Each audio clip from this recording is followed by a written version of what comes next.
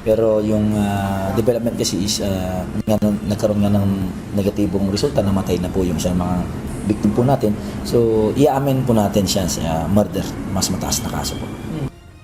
Mula sa 3 counts of frustrated murder na naunang naisampa sa korte, iakyat sa murder at 2 counts of frustrated murder ang mga kaso laban sa namaril sa road rage incident sa Boso-Boso, Antipolo City, Rizal noong linggo ng hapon.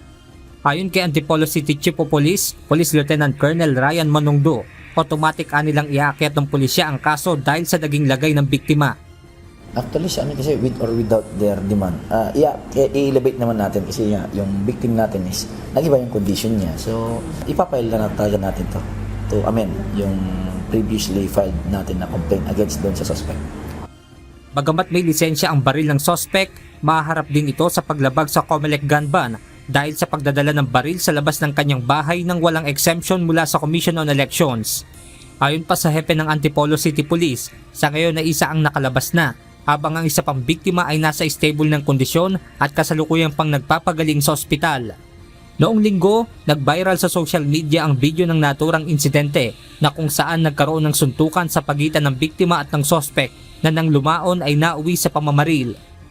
Paalala naman ng PNP na kapag nasa kalsada ay huwag pairali ng init ng ulo at tabaan ng pasensya dahil may posibilidad nila itong mauwi sa sakitan.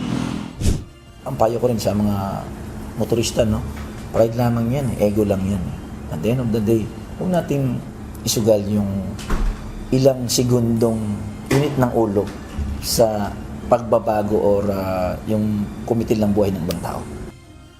Benedict Samson, UNTV News and Rescue. Diyos ang aming sandigan, serbisyo publiko ang aming pinahahalagahan.